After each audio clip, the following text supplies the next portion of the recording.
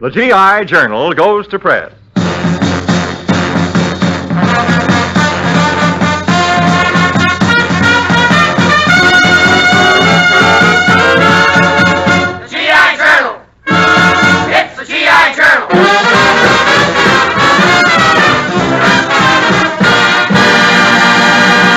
Yes, sir, it's the GI Journal again, your radio newspaper of the AEF, the paper that prints all the jokes and poems sent in by you men overseas.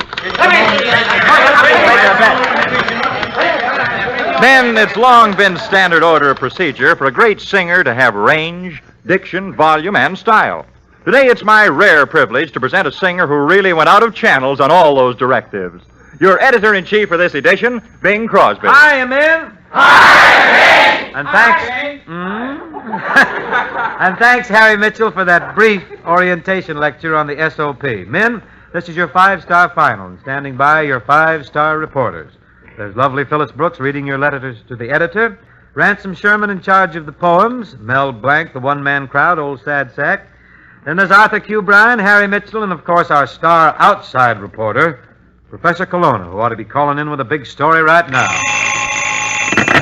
Hello? Hello, Chief. This is Colonna. I'm overseas with the Corps.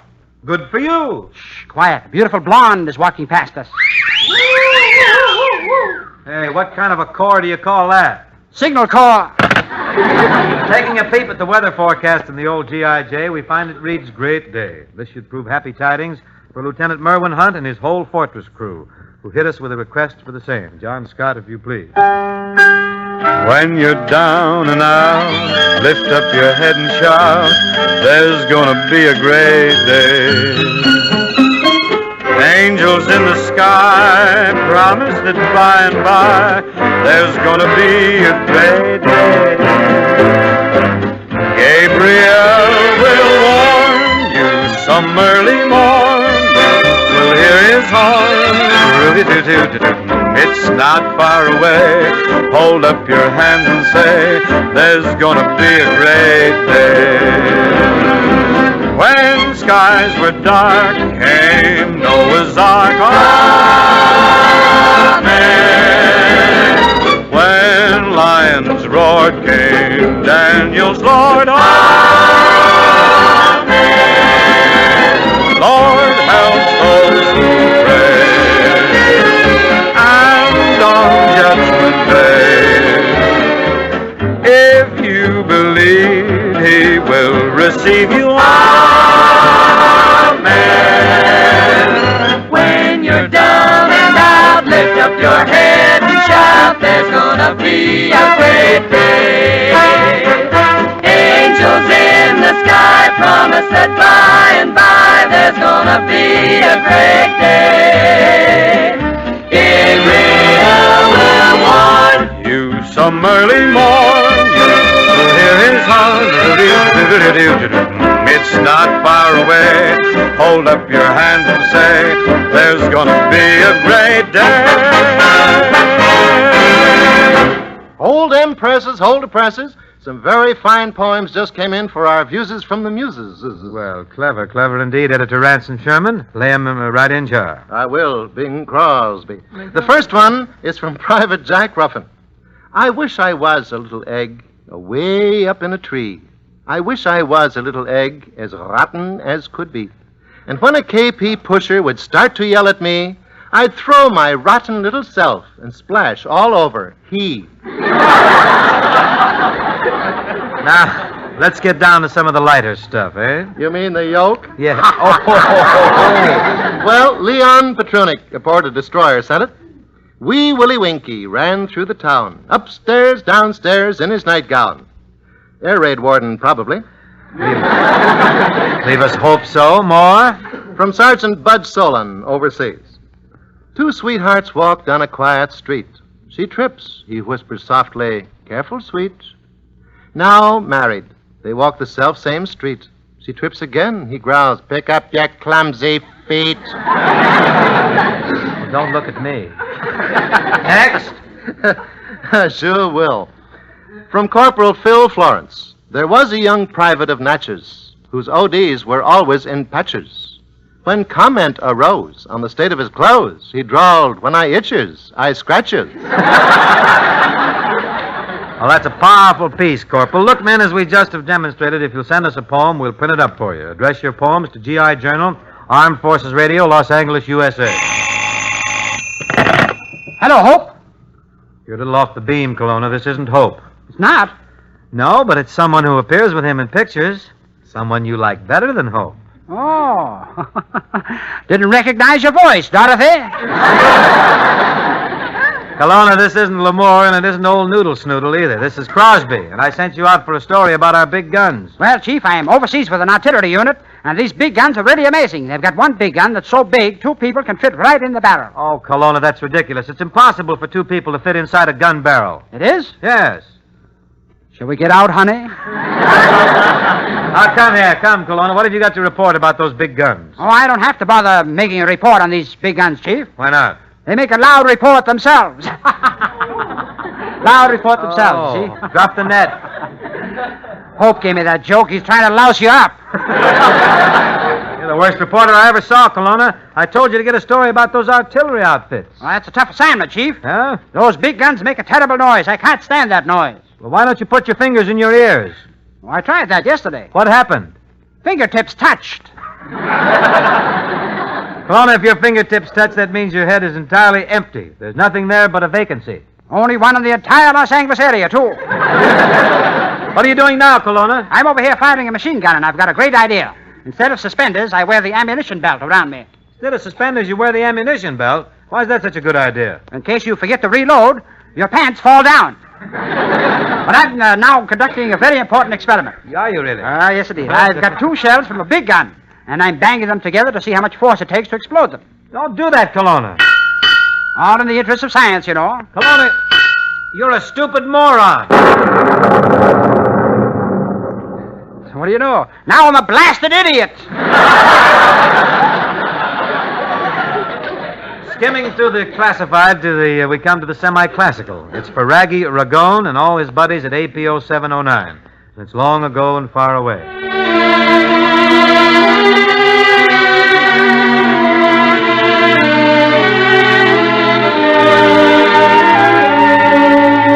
Long ago and far away, I dreamed a dream one day, and now that dream is here beside me.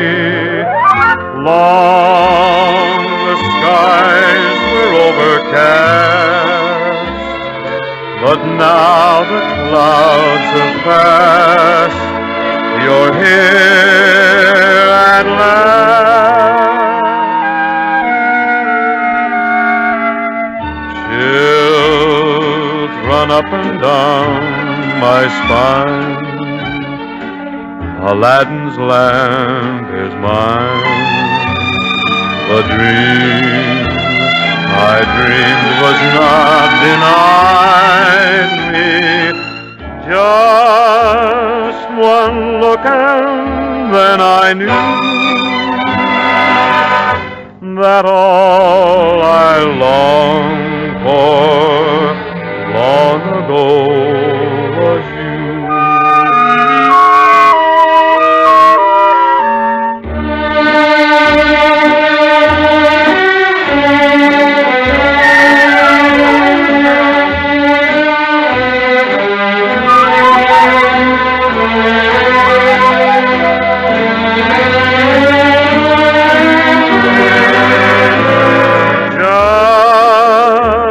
One look and then I knew that all I longed for long ago was you.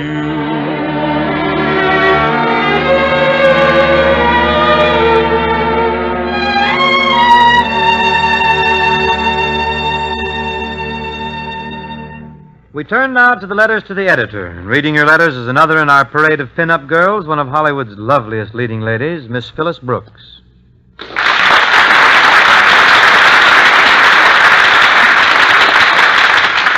Welcome to GI Journal, Phyllis. I'm Bing Crosby. Oh, I could have guessed it. You're too stout to be Sinatra. As a matter of fact, Phyllis, Frankie isn't so thin anymore.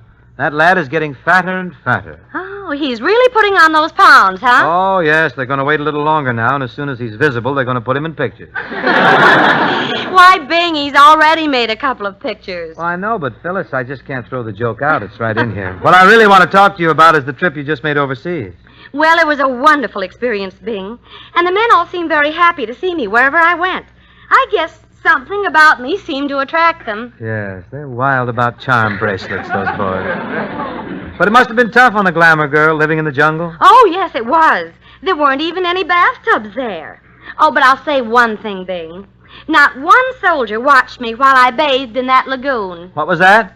Lagoon. Goon. They certainly were. I even had to wash all my own clothes out there. No fooling? Oh, but I didn't mind it. And besides, anything I hung up on the clothesline was dry in a few minutes. Oh, the wind kept blowing, huh? No. Soldiers kept sighing. But the worst thing of all were the mosquitoes. Mosquitoes are really rugged, huh?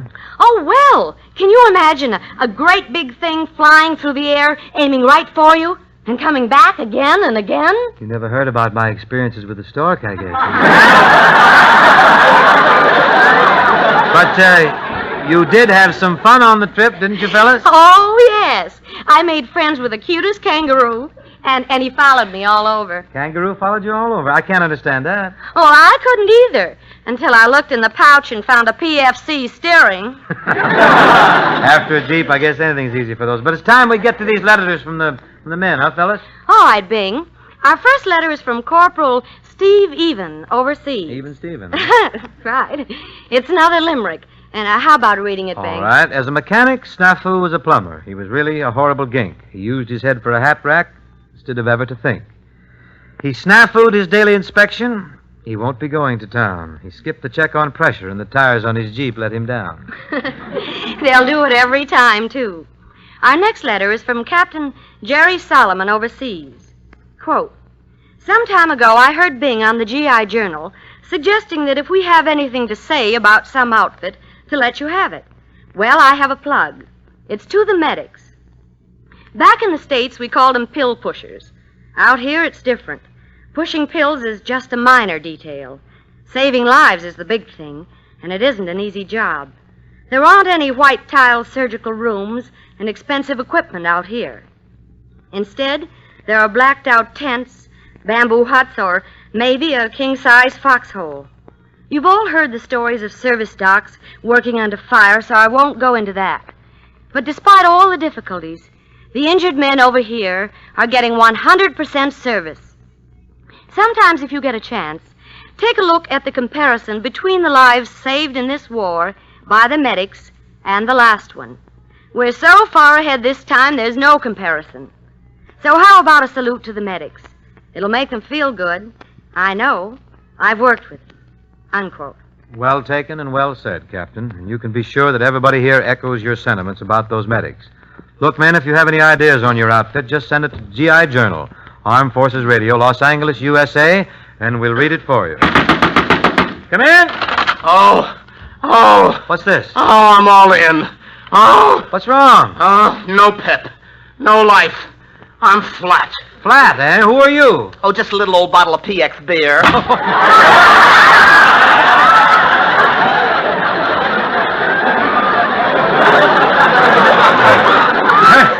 Turning to our vocal pinup of the week, we find one of your favorite chickadees in the chant department, Anita Ellis. For Rufus Q and the Ancient Agers at APO 980, Anita reminisces through I'll Remember April.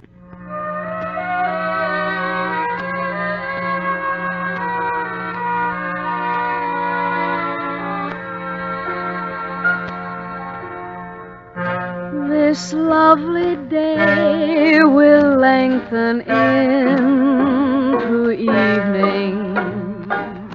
We'll sigh goodbye to all we've ever had. Alone where we have walked together, I'll remember April and be glad. I'll content. You loved me once in April. Your lips were warm, and love and spring were new. But I'm not afraid of autumn and her sorrow, for I remember April and you. The fire will dwindle into glowing ashes, for flames and love live such a little while. I won't forget, but I won't be lonely. I remember April, and I'll smile.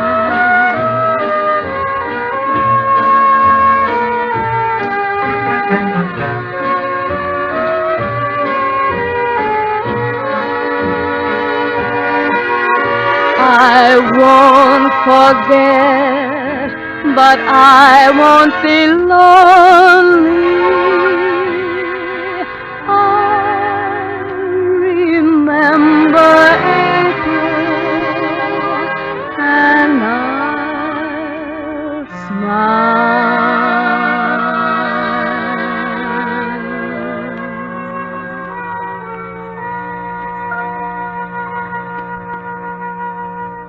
Glancing across the pages of G.I. Journal, we see a heading, Advice to the Love Learner. And that means, of course... Me. Poor widow fragile me. Fragile. This boy was weaned on compressed air, I think. Well, now that you're here, what's the problem? It's a letter from Corporal Denver Townsend overseas. Says he has a great problem. He falls in love with every girl he sees. With every girl he sees? Yep. Since February, he's become madly infatuated with 19,743 girls. 19,743. What's this wolf's problem? Says his howl is wearing out. Gotta put this guy on KP. That'll keep his mind off women. Oh, no, they tried that. But sooner or later, along comes a potato shaped like a torso, and he's off again. I had the same trouble myself once. You? Yep.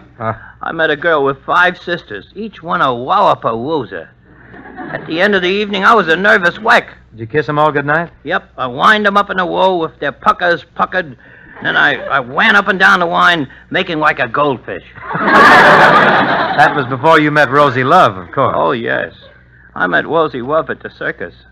It was in the Tunnel of Love. Oh, never forget it. She was sitting in the boat ahead of mine, and I whammed her white smack in the stern. Certainly romantic, meeting your wife in a rowboat. Yep. In 20 years, I've seen her go from flat bottom to landing barge. Now, with the help of the music maids and the charioteers, we ink up the rollers for Sergeant Al Glick at APO 647, and we all go swinging on a star.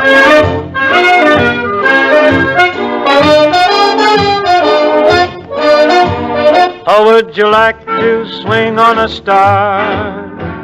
Carry moonbeams home in a jar and be better off than you are? Or would you rather be a mule? A mule is an animal with long, funny ears, kicks up at anything he hears. His back is brawny and his brain is sweet. He's just plain stupid with a stubborn streak. And by the way, if you hate to go to school, you may grow up to be a mule. Or would you like to swing on a star, carry moonbeams home in a jar, and be better off than you are? Or would you rather be a pig? A pig is an animal with dirt on his face. His shoes are a terrible disgrace. He has no manners when he eats his food. He's fat and lazy and extremely rude. But if you don't care a feather or a fig, you may grow up to be a pig. Or would you like to swing on a star, carry moonbeams home in a jar,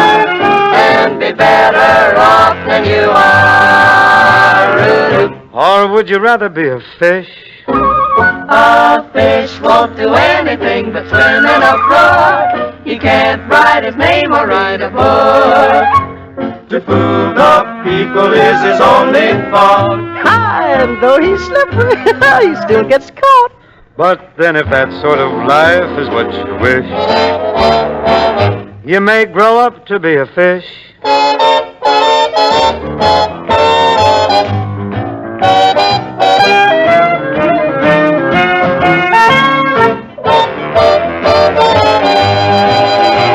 A new kind of jumped up slippery fish, and all the monkeys are in the zoo.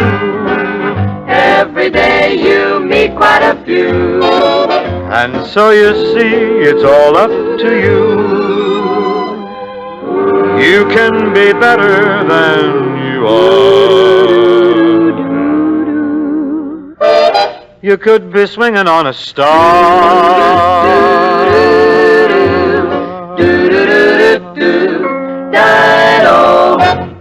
Around this time each week, we see a fine figure of a man approaching. That's here I would have been here quicker, but I was delay. You get tuned up, play something, will you? What, you gonna lay that egg and hatch it right here?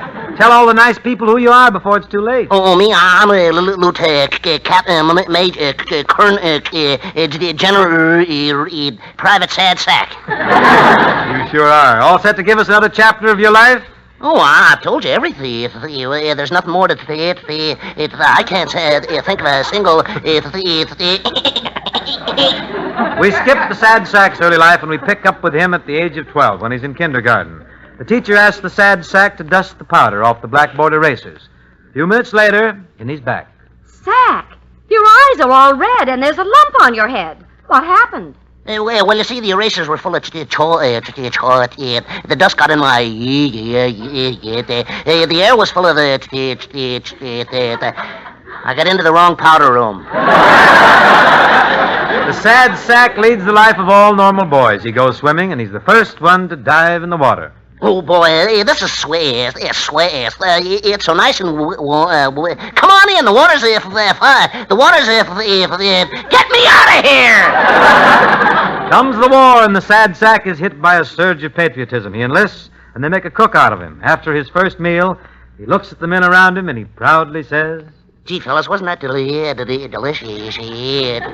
Why, just like they serve you at the at Lindy, at the pump, at the Rainbow. Wasn't it the taste? Wasn't it the stretch your bearers? The sad sack meets a beautiful blonde, and he takes her to the park in the evening. Oh, it's so dark out here. I'm frightened.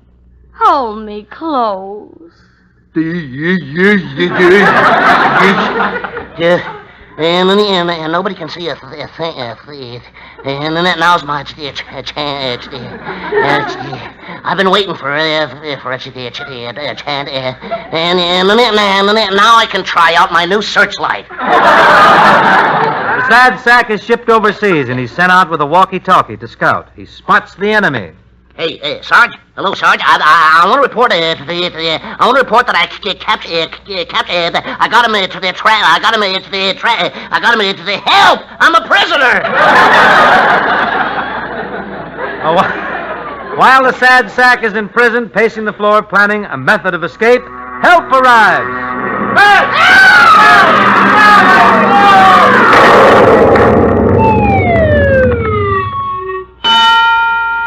Hooray for the Army Air hooray for the Army! 3 cheers for the cavalry! Hurrah for the infantry!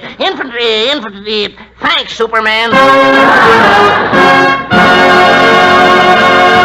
Oh, Bing. Step right into the office, Phyllis. What is it? Well, there's a letter here from Gar Garfield, care of Fleet Post Office, who's heard the community sings on GI Journal.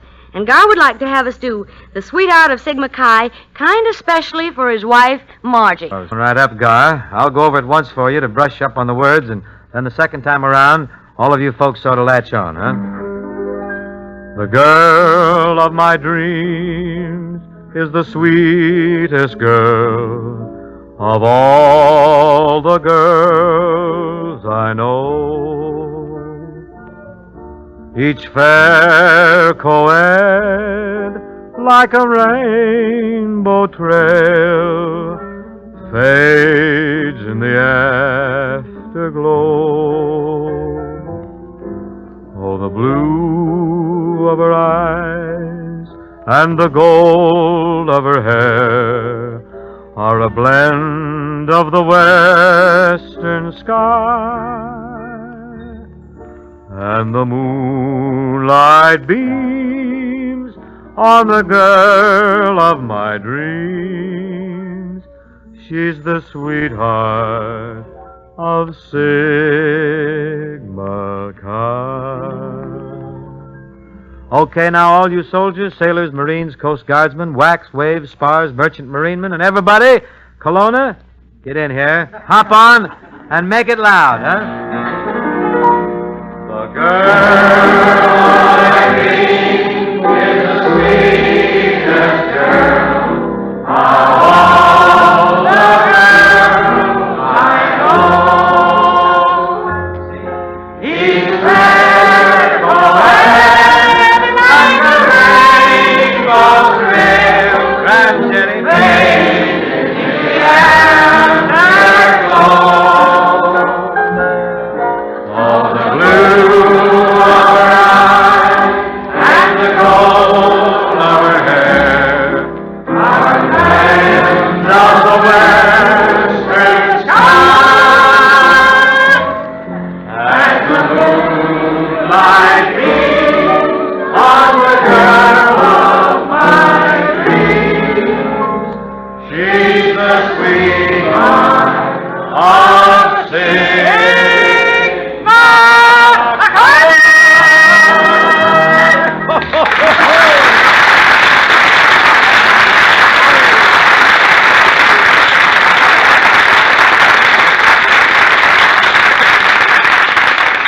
While they're doing a paste job on Kelowna's torn tonsil, I must tell you that was great. If that doesn't set Fred Waring's chorus to rehearsing like mad, I'll eat your helmet liner.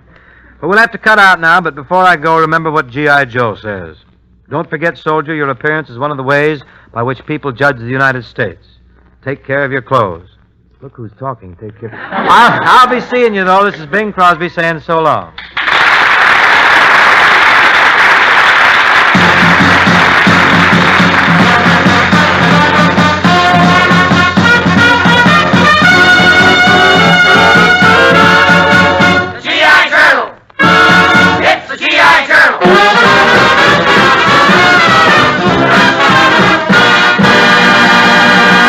Men, don't forget now, if you want to write for such stars as Bing, Kay Kaiser, Jack Carson, Bob Hope, Professor Kelowna, and Rochester, all you have to do is send in any gag that you think will fit them, and believe me, we'll use it.